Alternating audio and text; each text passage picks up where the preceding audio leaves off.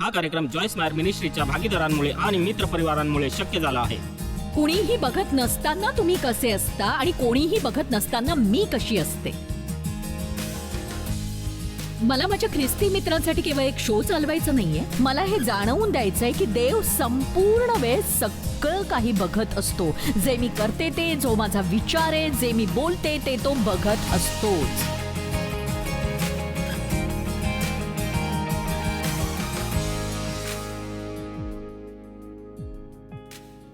छोट्या छोट्या गोष्टींमध्ये आज्ञाधारक असणं, आणि मला वाटतं खरंच त्याने मोठा फरक पडतो आपल्या जीवनात.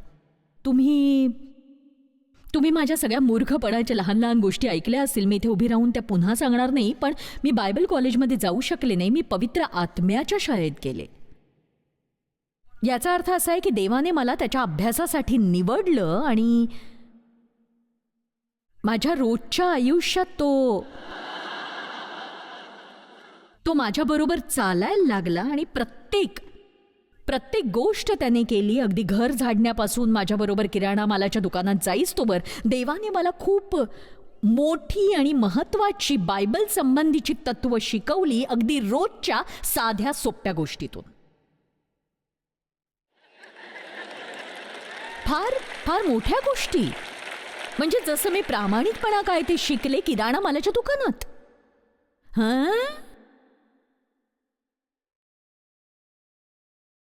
तुम्ही मॉलमध्ये गेल्यावर ट्रॉली जागेवर ठेवता का? आता ऐका पुढची गोष्ट. 40 वर्षांपूर्वी मला वाटायचं की देवाने त्या गोष्टी कराव्यात ज्या आज त्याने केल्या आहेत. त्यावेळेला मी काय करायचे? त्यावेळेला मी 25 लोकांच्या गटाचा बायबल अभ्यास घेत होते. दर मंगळवारी रात्री माझ्या दिवाणखान्यात प्रत्येकाच्या चेहऱ्यावर धूर सोडत आणि तोकडी चड्डी घालून मी हे करायचे. आणि मग लक्षात आलं समस्या निर्माण होते याने.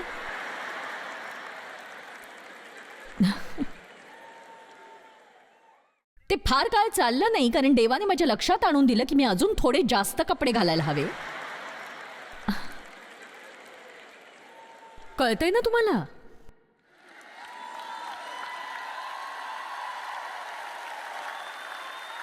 आता जर तुम्ही मला परवानगी दिलीत, मी तुमच्या जीवनात थोडासा हस्तक्षेप करणार आहे. तुमच्या आईसारखं वागणार आहे. तुमच्यापैकी काही जण कधीतरी थोडे अधिक कपडे घालत जा.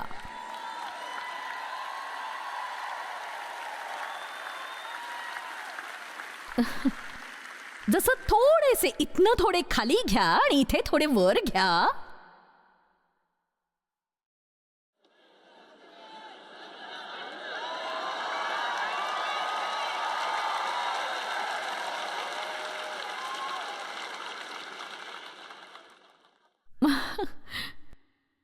म्हणजे प्रामाणिकपणे मी काही लोकांना पाहून विचार करते की तुमच्याकडे आरसा नाहीये.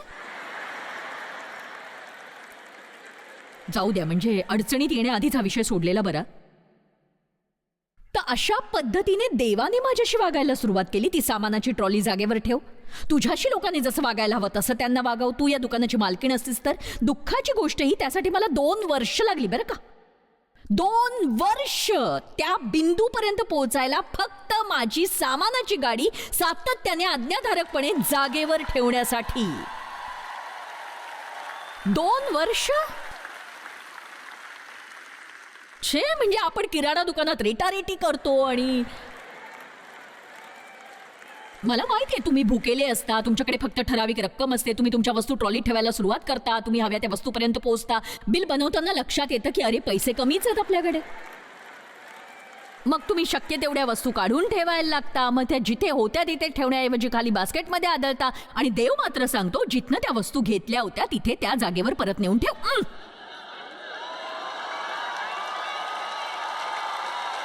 हो ना.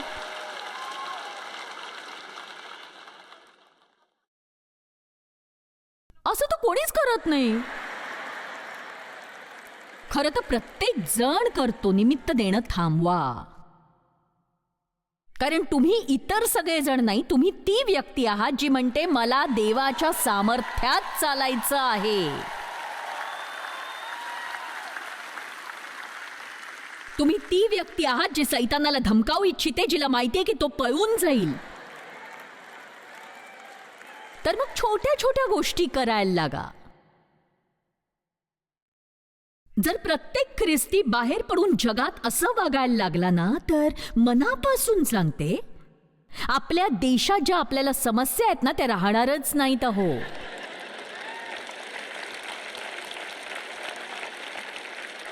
तुम्ही म्हणाल वैतागून की जॉय, सगळ्या राजकीय समस्या हा काही माझा दोष असू शकत नाही. बघा, तुम्ही वागायला हवे तसे वागलात, देवावर प्रीती करणारे आणि देवाची सेवा करणारे जर बरेच लोक झाले ना, तर तिथे मग उगाचच कुठल्याही मूर्खपणाला आणि अप्रामाणिकपणाला जागा नसेल. कोणी बघत नसताना तुम्ही कसे वागता हे खूप महत्वाचं आहे. कोणी बघत नसताना तुम्ही कसे वागता, कोणी बघत नसताना मी कशी वागते. मला काही माझ्या ख्रिस्ती मित्रांसाठी केवळ एक शो चालवायचा नाहीये. मला हे जाणवून द्यायचंय की देव संपूर्ण वेळ सगळं काही बघत असतो. जे मी करते ते, मी विचार करते तो, मी बोलते ते, तो बघतो. आता हे कुणाला घाबरवण्यासाठी नाहीये. देव तुमच्यावर प्रीती करतो, तिथे क्षमा मुबलक प्रमाणात आहे, तिथे भरपूर दया आहे. आपण सगळेच चुका करतो. देव आपल्यावर कार्य करतो जोवर आपण तिथे पोहोचत नाही जिथे आपण असायला हवं, पण आपण प्रगती करत राहायला हवं. आपण एका जागी अडकता कामा नये आणि विचार करता कामा नये. देव क्षमाशील आहे, तो प्रेमळ आहे, तो दयाळू आहे, म्हणूनच आपण आपलं सर्वोत्तम जीवन जगत नसू, तर मग ते चुकीचं आहे. तुम्ही घरी जाऊन म्हणावं, मी ऐकलं, देव माझ्याशी बोलत होता आणि मी सामान्य जीवन जगण्यात समाधानी नाही, मला सर्वोत्तम जीवन जगायचंय देवासाठी.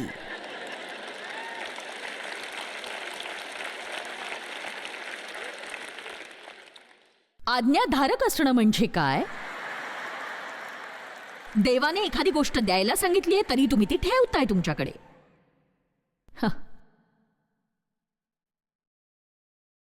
एखाद्याला क्षमा करा असं देव म्हणतोय, तुम्ही राग धरून ठेवलाय मनात. तुमच्या आयुष्यात देवाला प्राधान्य कसं देता येईल, देवाची आज्ञा कशी पाळायची, तर तक्रारीसाठी नव्हे तर आभार मानण्यासाठी.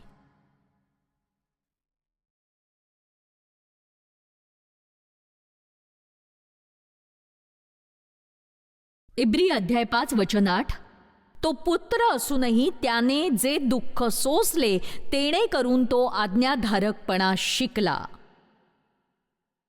हे एक प्रकारे मनोरंजक आहे. येशू कधी आज्ञाभंग करणारा नव्हता, परंतु कठीण परिस्थितीतून जाऊन त्रास सहन करून तो आज्ञाधारकपणाची किंमत शिकला. आणि बघा, देवाशी आज्ञाधारकपणाची किंमत तुम्हाला मोजायला लागते.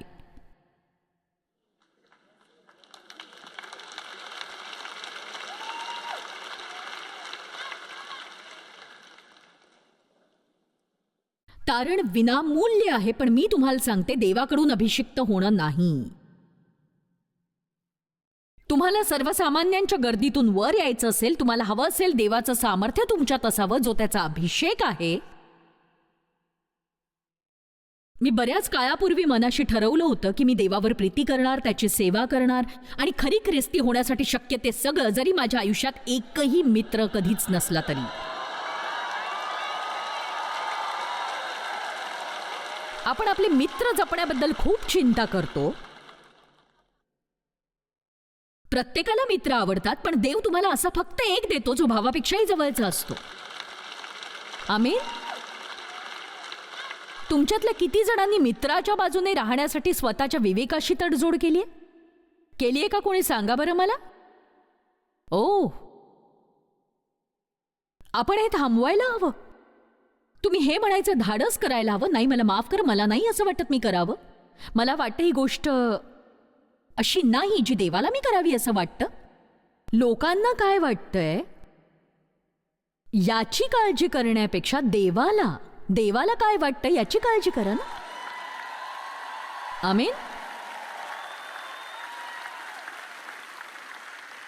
इब्री अध्याय 5 वचन 9, आणि परिपूर्ण केला जाऊन तो आपल्या आज्ञेत राहणाऱ्या सर्वांचा युगानुयुगीच्या तारणाचा करता झाला. युगानुयुगीच्या तारणाचा करता झाला. तर यात म्हटलंय तसं येशूला आज्ञाधारकतेचा अनुभव आला होता आणि त्यामुळे त्याला आयुष्यात त्रासही भोगावा लागला होता, पण त्या अनुभवाने त्याला हवं ते साधन मिळालं आपला रक्षणकर्ता म्हणून. हे मी वेगळ्या प्रकारे सांगते. एकमेव कारण माझ्याकडे असं काहीतरी सांगायला आहे ज्यासाठी मी इथे उभी आहे, जे खरंच अस्सल आहे आणि माझ्या जगण्याशी जोडलेलं आहे. दुकानात जाऊन उपदेशाचं पुस्तक घेऊन त्यातले सजवलेले संदेश मी इथे सादर करत नाही, तर माझे संदेश हे माझ्या जगण्यावर आधारित असतात. मला माहितीये देवाचं वचन काय आहे, मला माहितीये की कशातूनही तुम्हाला त्याचा परिणाम जाणवू शकतो, आणि मला हे माहितीये, मला मी ते अनुभवलंय. पण हे ज्ञान स्वस्तात मिळालेलं नाही. ऐकताय ना तुम्ही? हे ज्ञान स्वस्तात मिळालेलं नाही.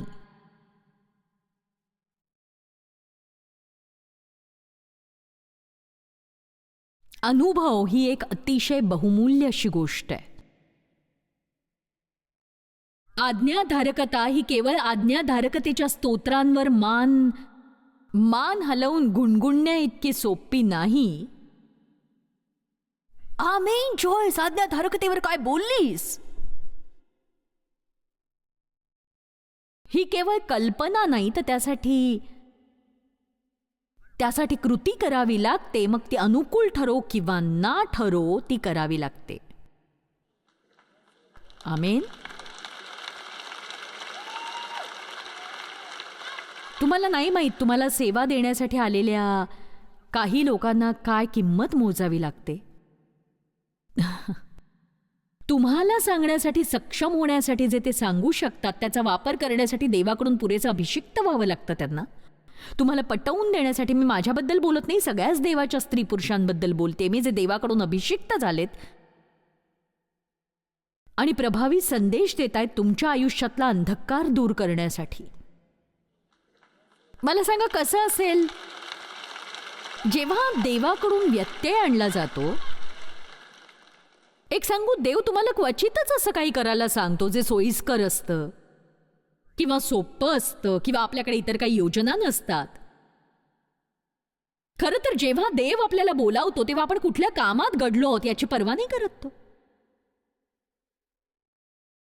आज माझं जरा दुसरं काम आहे रे देवा. सोयीस्कर म्हणजे वैयक्तिक सोयी आणि आरामाला साजेचं, आपल्या वैयक्तिक परिस्थितीस अनुकूल. चांगली उदाहरणं दिलीत वचनामध्ये. लूक अध्याय 9 वचन 57. तेव्हा असे झाले की ते वाटेने चालत असता कोणा एकाने त्याला म्हटले, आपण जेथे कोठे जाल तेथे मी आपल्या मागे येईन. येशू त्याला म्हणाला, खोकडांस बिळे व आकाशातल्या पाखरांस घरटी आहेत, परंतु मनुष्याच्या पुत्राला डोके टेकावयास ठिकाण नाही. अरे रे, तुला म्हणायचं आम्ही 5 स्टार हॉटेलमध्ये राहायचं नाही? काय, मला नव्हतं माहिती. त्याने दुसऱ्या एकाला म्हटले, माझ्या मागे ये, परंतु तो म्हणाला, प्रभूजी, पहिल्याने मला माझ्या बापाला पुरावयास जाऊ द्या. मला हे आवडतं. तो त्याला म्हणाला, मेलेल्यांना आपल्या मेलेल्यांस पुरू दे, तू जाऊन देवाच्या राज्याची घोषणा कर. त्यावर आणखी एकाने म्हटले, प्रभूजी, मी आपल्या मागे येईन, परंतु पहिल्याने मला माझ्या घरच्या माणसांचा निरोप घेऊ द्या. तो त्याला म्हणाला, मेलेल्यांना आपल्या मेलेल्यांस पुरू दे, तू जाऊन देवाच्या राज्याची घोषणा कर. आपण मृत गोष्टींच्या गुंत्यात अडकता कामा नये. हो ना, अशा कितीतरी गोष्टी आहेत ज्या तुम्ही आयुष्यात उगाळत बसता, ज्या देवाने 10 वर्षांपूर्वीच संपवल्यात. एक सांगू, ते काय म्हणाले, मेलेली मढी उकरत बसू नका तुम्ही.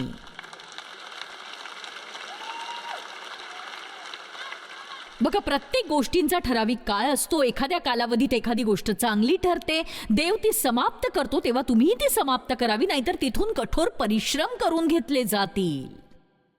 कुणी ऐकताय का मी काय म्हणते ते?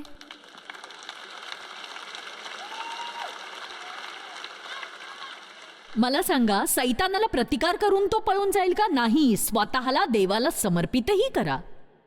सैतानाला प्रतिकार करा, मग तो पळून जाईल. त्यावर आणखी एकाने म्हटले, प्रभूजी मी आपल्या मागे येईन, परंतु पहिल्याने मला माझ्या घरच्या माणसांचा निरोप घेऊ द्या. नेहमी असं काहीतरी असतं जे आपल्याला आधी करायचं असतं. जेव्हा तुम्ही राज्यात आर्थिकदृष्ट्या द्यायला सुरुवात करता, देवाने तुम्हाला काय द्यायला सांगितलेलं असतं? नको, तो विषय सोडून देऊया.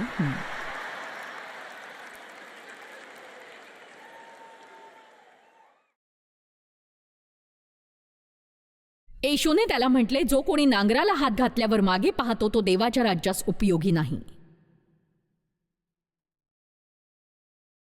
लूक अध्याय 14 वचन 16 ते 18. त्याने त्याला म्हटले, कोणा एका मनुष्याने संध्याकाळची मोठी जेवणावळ केली तेव्हा पुष्कळांना आमंत्रण केले आणि जेवणाच्या वेळेस आता या तयारी झाली आहे असे आमंत्रितांस सांगावयाला त्याने आपल्या एका दासाला पाठवले. तेव्हा ते सगळे सारखेच निमित्त सांगू लागले. छान. तुम्हाला सांगते, मी पाटी टांगू शकते जशी आपण हॉटेलच्या खोलीच्या दारावर लावतो. व्यत्यय आणू नका. जेव्हा तुम्ही आपल्या आयुष्याभोवती ती वापरायला सुरुवात करता,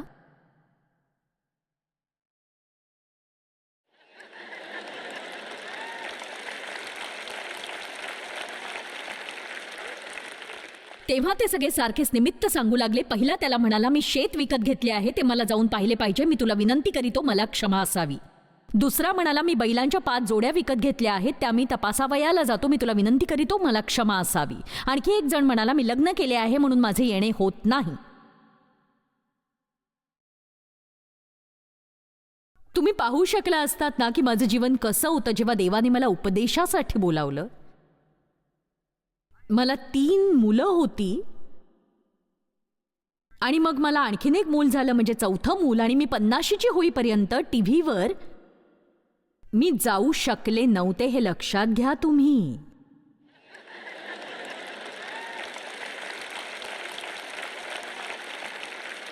आणि मी हे 26 वर्ष केलं. कृपया मला हे सांगू नका की मला हे जमणार नाही कारण मला मुलं आहेत. कृपया मला हे सांगू नका की तुम्ही हे करू शकत नाही कारण तुम्ही खूप म्हातारे आहात किंवा तुम्ही खूप तरुण आहात. तुम्ही ते करू शकता जे देवाने तुम्हाला करायला सांगितलंय. जे देव तुम्हाला करायला सांगेल ते तुम्ही करू शकता, हे लक्षात घ्या.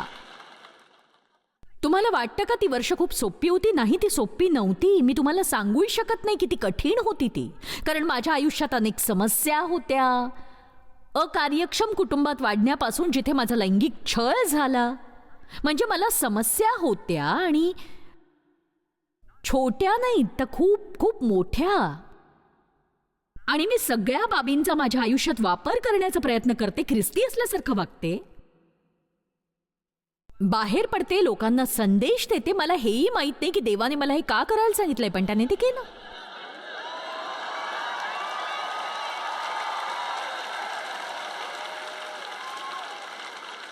माझ्याकडे फारसं शिक्षण नाहीये. मी शाळेतून उत्तीर्ण झाले फक्त, आणि इंग्लिशमध्ये तर नापासच झाले होते मी.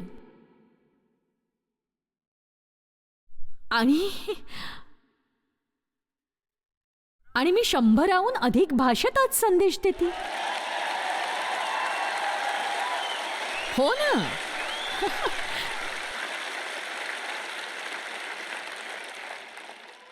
म्हणजे बघा, देव गमतीशीर आहे. मला म्हणायचे तुम्ही देवाची कास पकडून राहा, तुम्हाला मजा लुटता येईल. कारण त्याच्याबरोबर चालताना काही गोष्टी बाबतीत तुमचं असं होईल की अगदी हो.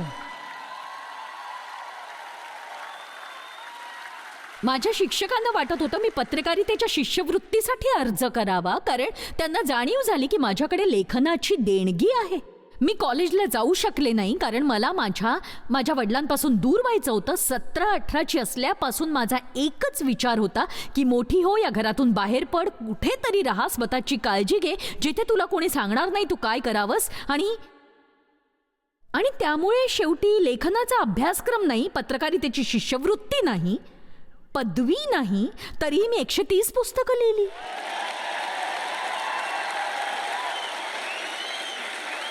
बघा, आता मी बढाई मारत नाहीये, मी सांगते की देव काय करू शकतो ते. हे खूप त्रासदायक सुद्धा आहे आणि तितकंच गमतीशीरही. खरोखरच आहे ते असं की तुम्ही तुमच्या लक्षातही येणार नाही किती त्रासदायक आहे ते. आणि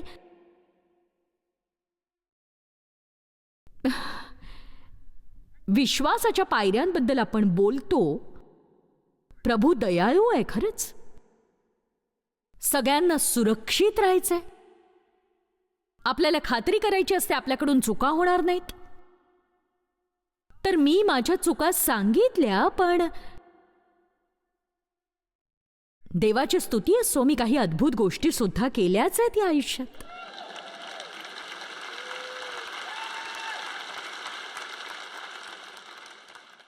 मी माझा बायबल अभ्यास शिकवत होते.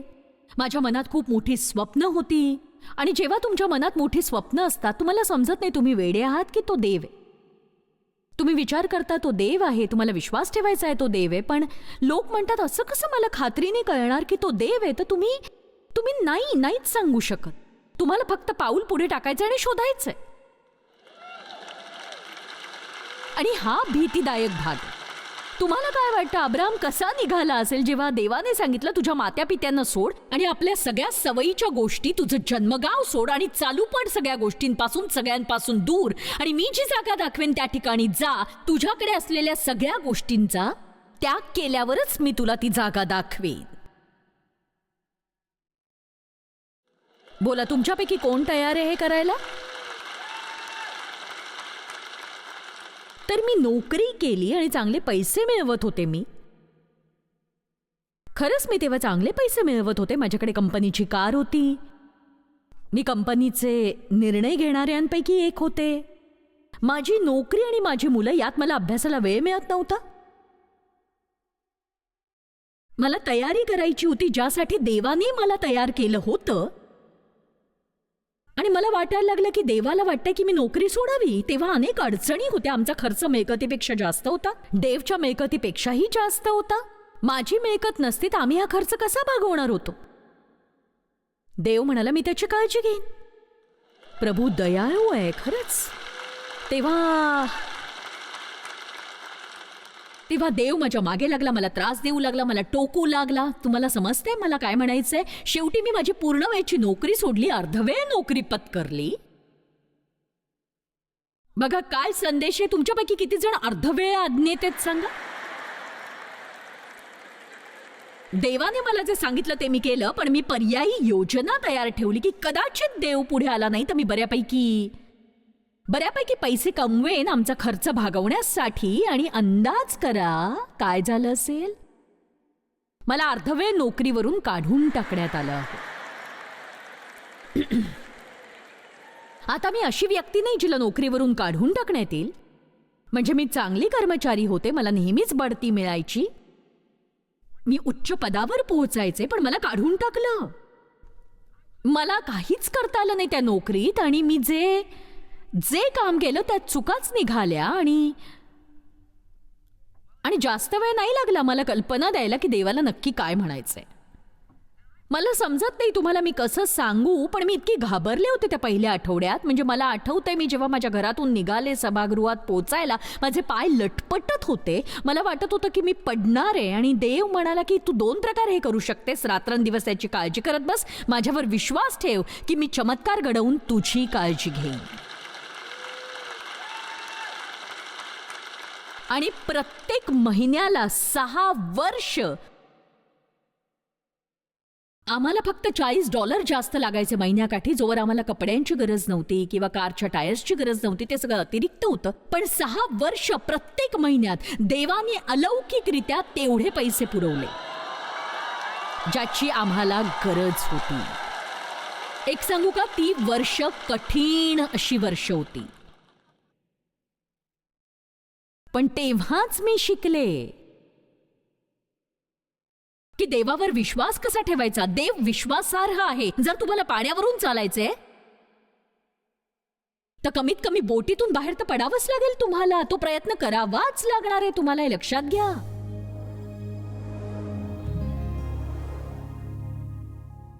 बघा, देव आपल्याला तेव्हाच गोष्टी करायला सांगत नाही जेव्हा ते आपल्याला सोयीस्कर असतील. आपण डू नॉट डिस्टर्ब हा आपल्या आयुष्यावर लावलेला फलक काढून देव जे काही सांगेल ते ऐकायला हवं. देवाची आज्ञा पाळली तर आपण काही अद्भुत असे अनुभव घेऊ शकू.